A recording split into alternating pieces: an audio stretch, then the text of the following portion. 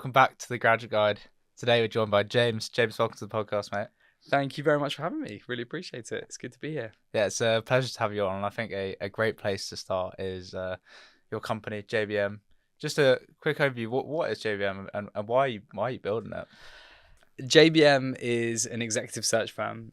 So we work with high growth startups, predominantly VC-backed startups, on leadership hires. So everything from CEO roles, COO roles, or operational leadership, and then go-to-market hires. So whether that's sales or marketing.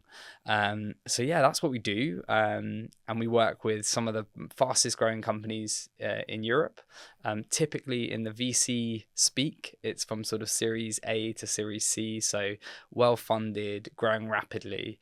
And one thing that's really important to me is that often, wherever possible, they are mission-driven, they are purpose-driven businesses doing some good in the world.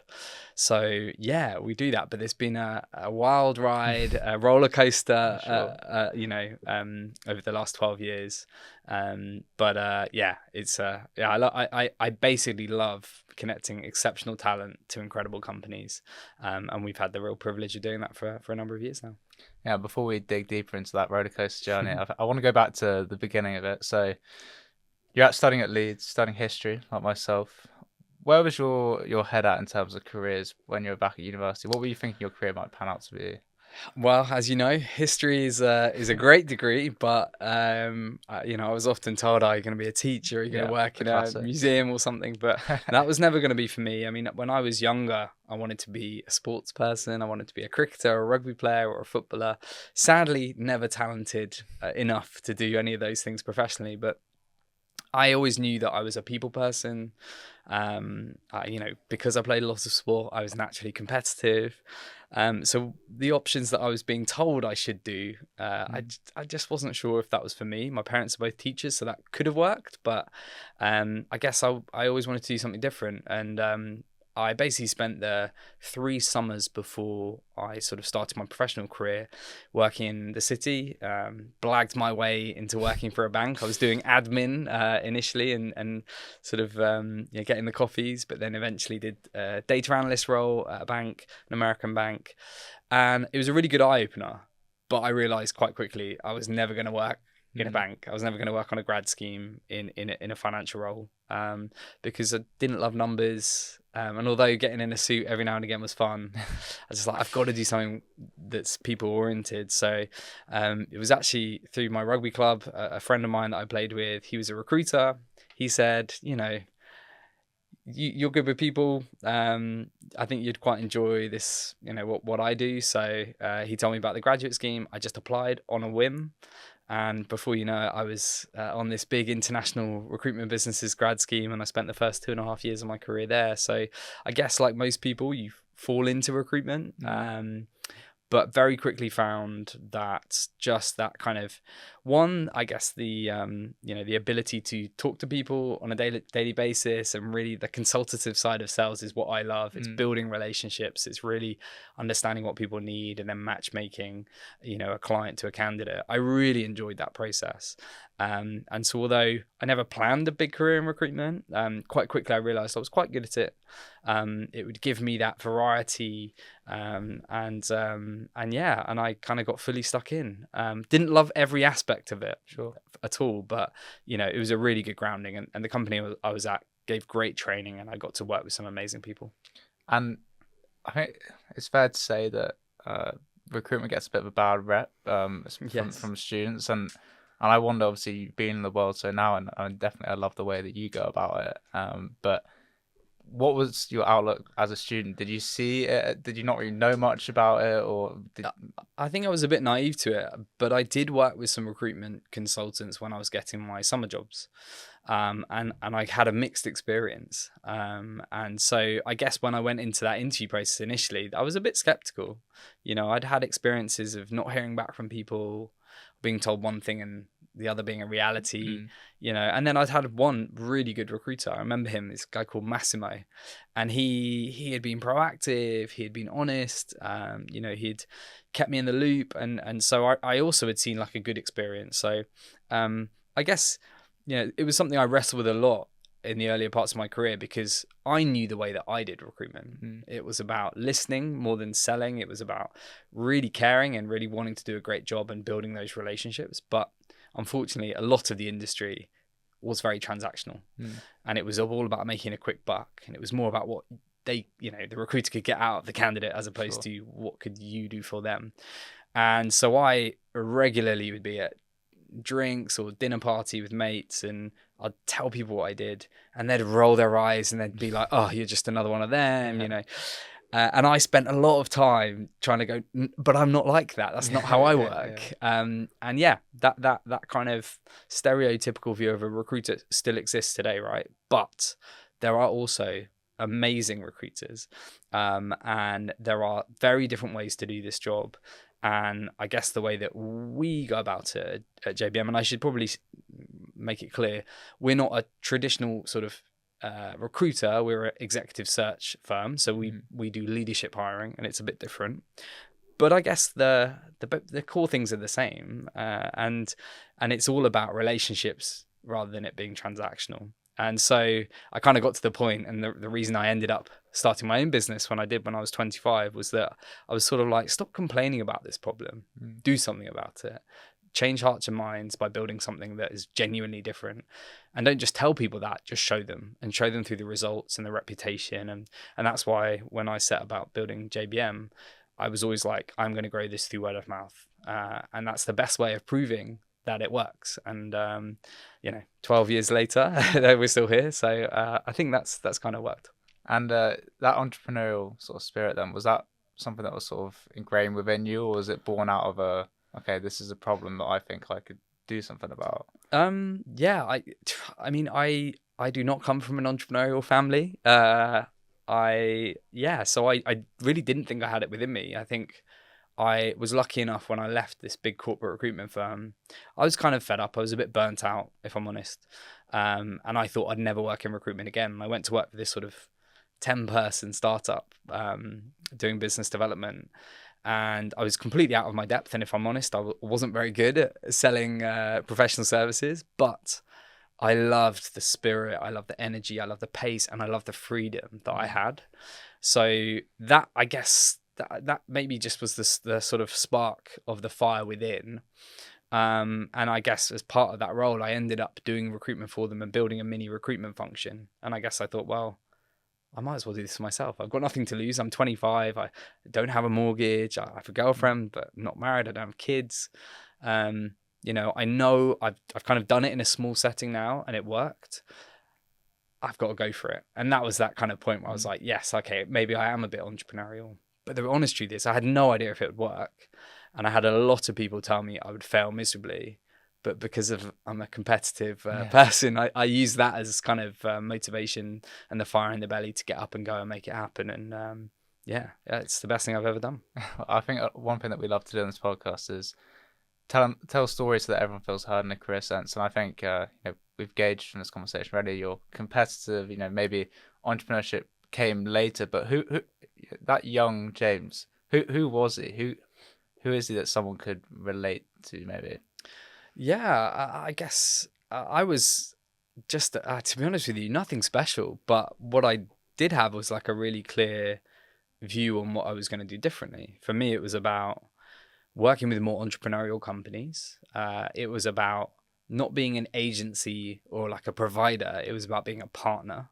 So I was saying to a lot of my clients, and look, I had to hustle hard to get a foot in the door because most people said, well, you've only got a couple of years experience. How are you going to run these searches for us? How are you going to do it when you've not been working very long?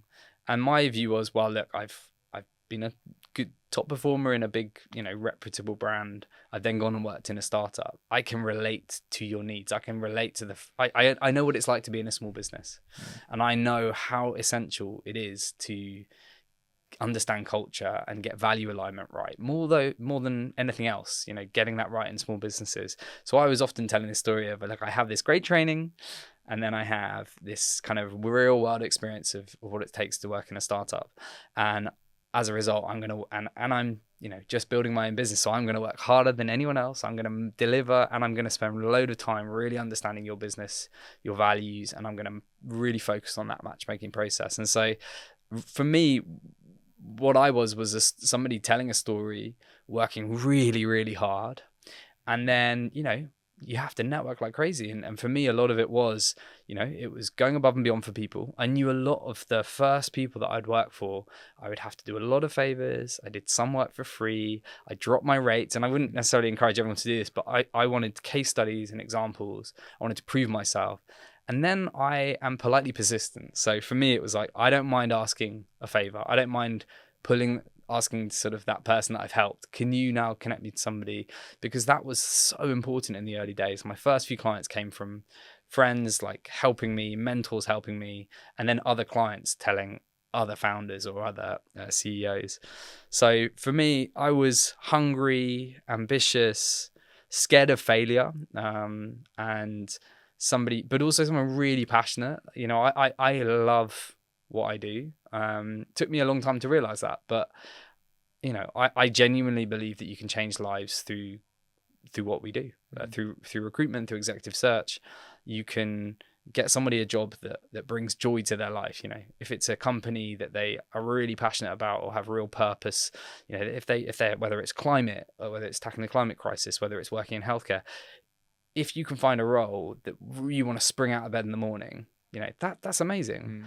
If we can get somebody a salary increase that gets them the first property on the property ladder, that is life-changing. If we can find them a flexible role that gives them more time back to have with their kids, that's life-changing.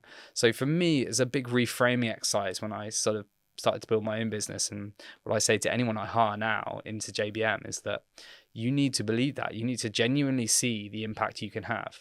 And that's extended now that we work with these incredible startups, is we are indirectly helping to build companies that are changing the world. And I think when you sort of reframe it like that, it gives you such purpose, such drive, and such a willingness to really, really want to deliver for your clients, because you feel in one way or another, you're doing some really real good in the world and you're helping people. And I find that having that purpose behind what we do makes it so much more enjoyable. And that drive and purpose, I think it's sort of half-heartedly tried to build my career at university, and I think it's really hard to actually do anything with conviction or well, at least, unless you know why you're doing it, right? And I think you sort of spoke about the summer internships you're doing, finding out what you weren't first, and then you can actually build on what you are. Yeah. And I think like it was interesting hearing you say that from your time in recruitment, you might have developed a sort of storytelling, sort of schmoozer capability, but then you still wanted to prove it. You wanted to get those case studies.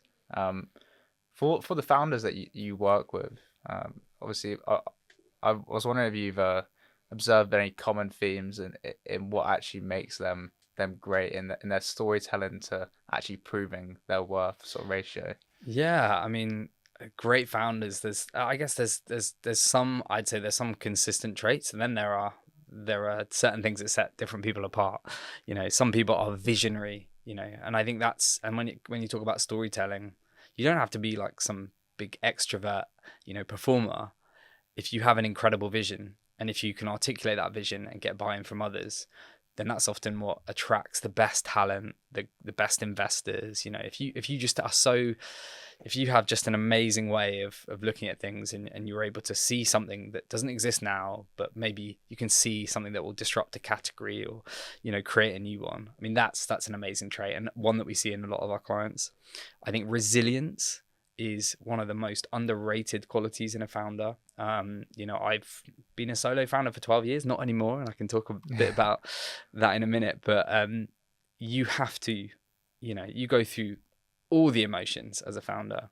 You have the responsibility of others in terms of paying for other people's rent and mortgages. You have to, depending on the product, you have to, constantly be selling. Whether if you're raising from VCs, you've got to be constantly raising. I mean, there's so many different things, and there are so many knockbacks because nobody believes it as much as you, and that's where having real conviction and the kind of that kind of being battle hardened to take lots and lots of no's and bounce back from them. And I guess the link there is that kind of growth mindset of, this is not about failure. This is about learnings and improving and yes, taking advice, and I'm a huge advocate for mentorship, but just kind of not letting things put you back, but just keep going. And so I'd say resilience and storytelling and vision are really important. And then I think when it comes to talent, the best founders I know are able to attract and retain exceptional talent. And that can be junior talent, graduates, often bringing talent through an organization. There's some of the best people I've ever seen have come through that path, that organic path. Mm-hmm. But it also goes to the same for leaders. And obviously we do executive hiring. It can make or break a business if you get the right COO to execute on a founder's amazing strategy, or a commercial leader to turbocharge the growth of your business.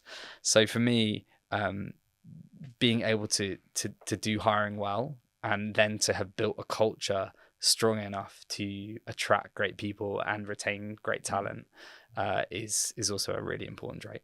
Now on the flip side of that, then, if not the founders, then the actual people that you're placing in these executive roles, obviously they're further ahead in their career journey than graduates. But are there some qualities that make them stand out that students can? Maybe it's age agnostic. Like you can develop those traits that would make them stand out. For sure, yeah. I mean, at the end of the day, one of the most important things for me is kind of having the kind of EQ and the relationship building skills.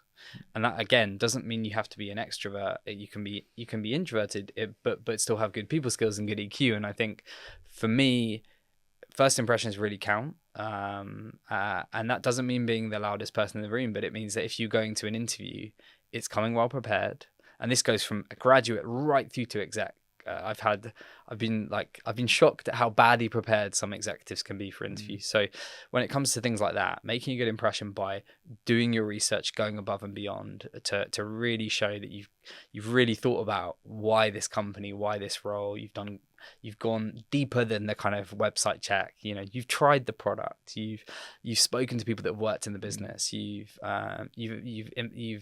researched into who their investors are and why they invested. It's just going above and beyond. So I think that's such an important thing. Yeah, I think it's quite a big problem right now in the graduate market is the glorification of like applying for 50 grad scheme roles, and I didn't get any, and I got all rejections, and I got that one job. I feel like hearing that at this age, and putting it on a pedestal, the more you apply, like, and scattergun being a good approach, it seems very backwards to me, right? It is. The problem is it's super competitive, right? And I'm not a graduate recruiter, but I can understand the logic of, okay, if I apply to loads of things, hopefully I'll get one of them.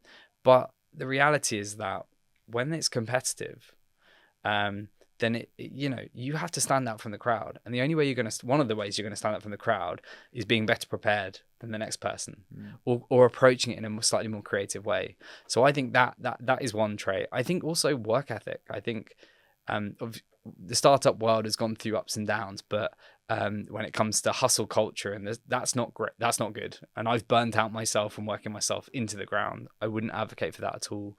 And I'm so glad we talk about mental health and well-being now much more, and it is taken much more seriously by companies. But especially if you want to become a founder one day, you cannot escape having to work exceptionally hard. And I think there is something to be said for just kind of honing that work ethic. And that's where, to be honest with you, I did a job as a cleaner as a teenager. I worked in a bar. I worked as a waiter. I did so many different jobs that taught me about customer service and just grind.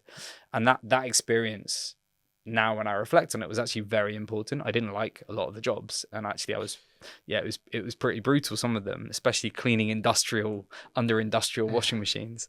But that sort of work ethic really helped, and that the combination of those two things about being really well prepared, working hard, and then building genuine relationships. And this is where I find a lot of people, they're so focused on selling themselves, but they don't always listen. They don't always take the time to ask the right questions, and they turn it into quite transactional. If I'm interviewing you, whether you're a graduate or a CEO, I want to get to know you, your authentic self. I want to see what makes you different. Because I think if you're a graduate, you don't have loads of experience. So then it's often about the other things. It's about are you a resilient person? Are you an entrepreneur? Like, depending on the role, like, show me some times where you've had to think creatively and outside the box. Show me some times where you've had to, where you've faced adversity and you've overcome it. Because if I'm going to bring you into this, say, startup, it's going to be ambiguous and stressful, and you're going to need to, probably do lots of different things. And so I'm going to be testing for like things in your life experience that show me that you could probably handle that. So I think it's probably, there's tons more, but there's a few thoughts. Yeah, I think it's interesting sort of you're accrediting those roles that aren't directly linked to where you are now, but I think that's another problem at university, is that everybody's trying to tick the same boxes, and whether it's the spring weeks or summer internships, and they don't think it's worth doing anything a bit more alternative. But it's fun in this current graduate job market. Standing out, you might sit there and say, oh, but there's no experience to get. How do I even stand out? But sometimes it's actually just the learnings and the person you make and the way you can actually like contextualize and what you've done, even if it's not relevant at all. So I mean, do you reflect on those sort of more side quest jobs as like Totally. very formative? Yeah, absolutely. I think at the end of the day, we are all going to be working for a very long time. Careers are going to be much longer now. People work till they're 70 and beyond. And that means you can have multiple careers. And that means, it really doesn't matter if you get to 25, 30, but maybe you haven't got it all figured out, and that you haven't necessarily done the thing that you think is going to set you up for life, whatever. Don't let that put you off, especially if you're a graduate and you don't know what you want to be or do. That is fine. I didn't. I've kind of fallen into this world, and it's still taken me a number of years to get to the point where I'm like, this is actually what I'm best at. This is actually what I enjoy. But I've also brought in, I started a podcast, 40-Minute Mentor. That has sort of given me a new spin on my career. That's kind of given me new learnings and fresh experiences. You can always, even within careers, you can add different variety and learnings to it to make it, feel fresh. And so my honest feeling is that if you're a graduate or if you are in the earlier parts of your career, variety is good. You don't know what you love until you've done it, right? And sometimes you have to do some stuff you really don't enjoy to work out what you do. Just like I realized from working in a corporate that I found it parts of the culture toxic. I found parts of the experience just so relentless, and I hated the focus on cold calling and KPIs. Now, that experience also taught me resilience and some skills that I use today, but it also taught me a lot about what I don't want to be and the business I don't want to build. But I wouldn't be here today were it not for that experience. So I think, again, trying to reframe the jobs that maybe you hated or didn't enjoy, about what can you take from them, what can you learn from them, and how can you take that into the next part of your career. And so I think talking with honesty and authenticity about your experiences, looking for the transferable skills that come from it, and not being too hard on yourself. I think if you put yourself out there, and this is where it comes back to people and relationship building skills, if you are naturally inquisitive, if you have a growth mindset, if you work hard and you put yourself out there, you'll be amazed at what amazing opportunities come. Because I'm always on the hunt for like exceptional talent. And that could be, I hired a guy called Luke who was actually a professional rugby player. He had basically a career-ending injury and was going to university. And we got introduced to just chat about careers because he was thinking about going into consulting and or banking. And he ended up coming working for me. I was so impressed with him about his just like, his attitude. He was asking great questions. He was just really, he just came across so well, and he ended up coming to work with me while he did his degree. So I think and now he's gone on to work in startups, and he's been very successful. But I love that, and you'll be amazed at how certain meetings and how you show up in those meetings can have a really incredible impact, sort of knock-on effect for your career. So I think put yourself out there, meet people, and come with the right energy and the right, I guess, intellectual curiosity to make a good impression. Yeah, and it's not just about blurting out sort of what you've done or why you deserve to be in a room. I think things like LinkedIn, for example, allows you to build that reputation and position you in a place where you can be more naive and actually get to know people on a more human level. Totally. How have you sort of found LinkedIn and the transition? It's obviously you've grown your own personal brand on there, and I'm sure it's helped your business. But how have you also seen, people really harness their career through it? LinkedIn is a bit of a blessing and a curse because not everyone loves not everyone's a content creator. I know we're kind of forced these days to think that everyone should be, but that's just not the case, and it's not for everyone, and I get that. But there's no doubt in the professional world, particularly the world that I'm in, it's a necessary evil. You have to use it to headhunt. You have to, if you want to stand out from the crowd, you will have to build a brand and a personal brand in it. So the key for me is making it authentic to you. Now this sounds strange to think it now because I post on LinkedIn most days, but I really didn't post very regularly until the pandemic. And it was only when we were stuck at home, business was tough. So many of our clients had stopped hiring. And I had my little daughter, who was about 2 or 3 at the time, just under my desk. And I remember I took a picture of my new life with like Sienna under the desk and me working. And I started just posting about this new normal.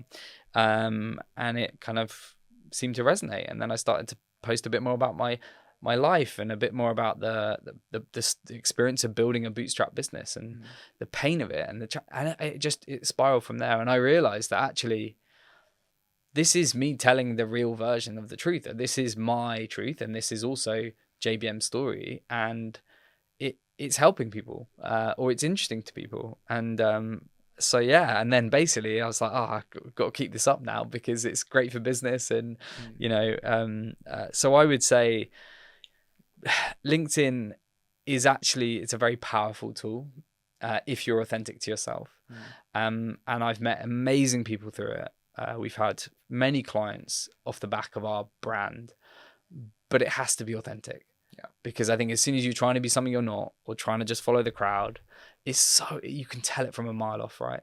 So I think it's been great for me and JBM, and I guess I'll probably continue to have to use it forever. But I think if done in the right way, it's a very powerful tool.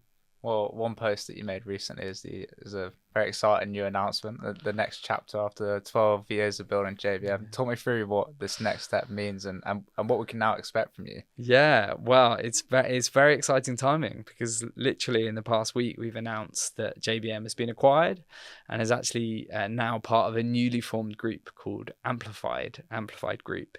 I'm very excited about it. I'm basically teaming up with friends, people that I've known for a long time, who are all incredible startup operators who share a very similar passion for me when it comes to people, culture, and talent.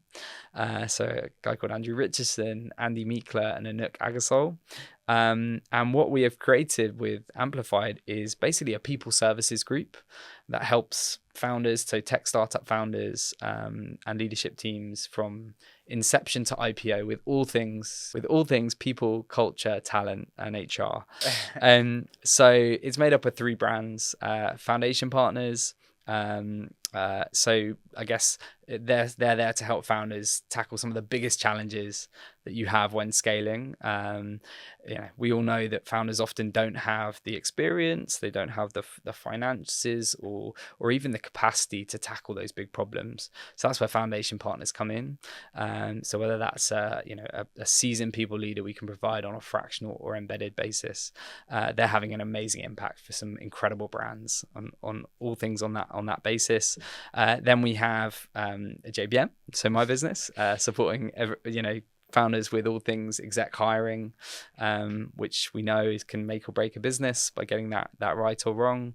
And then finally Unleashed, who I've been a huge admirer of for many years, run by Anouk, and they basically provide leadership development and coaching for companies again. So yeah, it's really this sort of, hopefully everyone's going to see it as this incredible super group that can help founders with some of the most important things. And we all know that getting hiring exceptional leaders and, building incredible cultures that can attract exceptional talent, and then having the leadership development and the opportunities to grow will help retain that talent. So yeah, I am buzzing. They're great people, first and foremost. They're all proven operators that I know I'm going to learn a lot from, and I've known them for years, and they have such a stellar reputation. So, you know, when we started having conversations, I just got so excited, had such conviction, because what we're creating just doesn't exist at the moment. You know, it's early days, but we've got an amazing team. The feedback from the market has been incredible, and I'm super excited to go on this journey, building something that I know will have a massive impact for founders, for startups, and it's going to be a lot of fun.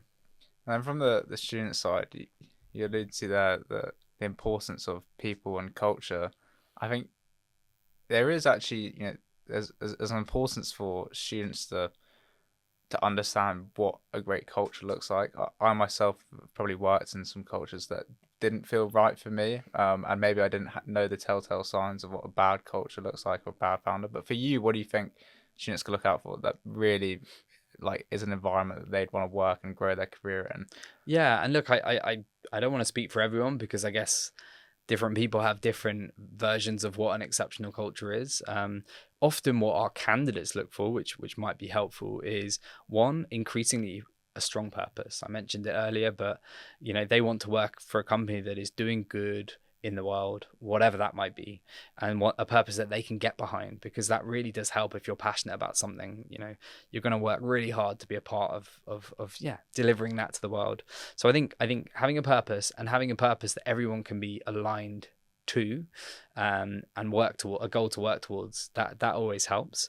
I think the other things that are really important for me in a great culture is you know, transparency, you know, a meritocracy where if you do great work, you can progress and develop. And that's where, you know, one of the things that at Amplified we're really focused on is building these high performing cultures, these sort of places where you'll be able to develop, where you'll get rewarded, you want to come to work because it's an amazing place.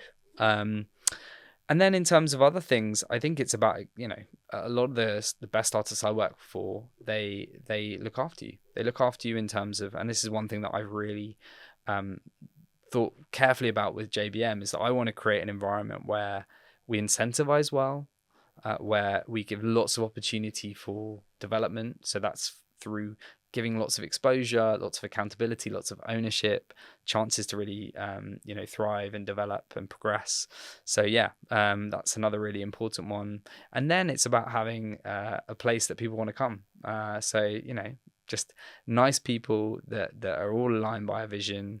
And I think if you're doing those things, then you're likely to create a place that great talent wants to come to and people want to stay at. And I think the final one is just about, you know, having really exceptional leaders that live the values that they, you know, talk about. And that's where, you know, authenticity, vulnerability in leadership, and empathy is really important. My final question to you, which I ask every single one of my guests, is when you first started off, you know, graduating from Leeds, you know, studying history, you would have had a certain idea of what a successful career might go on to look like. Fast forward with everything you've learned and achieved with JBM, what is your definition of success and how has it changed? Oh, what a good question. What is my definition of success and how it's changed? I guess when I was younger, when I was younger, I guess success would have meant to have, you know, progressed in a career to a point where, you know, I could make my parents proud, and that I'd made enough money that I could probably buy my own place. I didn't really think about it, if I'm honest. I think I just thought, you know, I often, you know, like a lot of kids, you know, you want to do your parents proud. I think now I look back on it, and when I think about success now, I guess there's still an aspect of that. You know, I do a lot of what I do for my family. I have a 8-year-old daughter, you know, my wife, who I've known since I was 11, and I definitely want to do something that matters and that has an impact. And that's what we're talking about, purpose. For me, I believe we're doing some good in the world. So that is something that is important to me. If we are changing people's lives through what the work we do, then I feel I'm having an impact, and that's something I'm very proud of, and that will be successful. I think the other thing is that we're not just an exec search firm. Like, we don't just place a few select number of leaders into companies.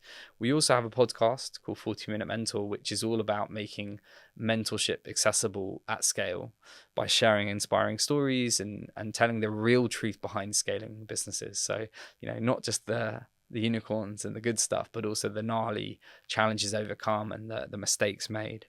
And for me, that is the thing that I feel is kind of maybe the definition of real success, is that we are doing something that is helping a lot of people and hopefully inspiring the next generation of entrepreneurs, and probably putting off the people that it should put off as well from the reality of it.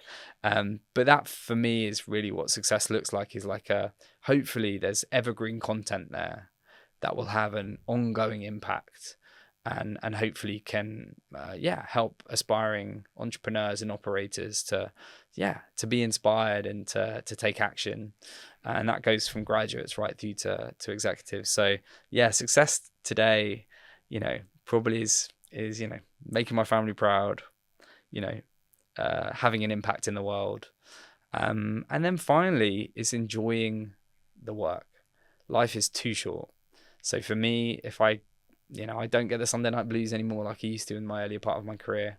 I love the variety of what I do, and I know I'm the master of my destiny. I have the chance to work on a variety of interesting different things, and the choice and the freedom and the privilege to shake that up if needs be, and to do different things and to innovate in my role. So for me, that's success, because I guess we're at a point now where I have the freedom to do that, and I feel very blessed to do that. And but I also feel like there's so much more, especially with Amplified. There's so much more we can do until I can feel like I'm a real success, because we want to build an incredible business and we have big ambitions, and want to help build some of the greatest companies that have tech companies that have existed. So watch this space. Let's see if we do it. I'm sure you will.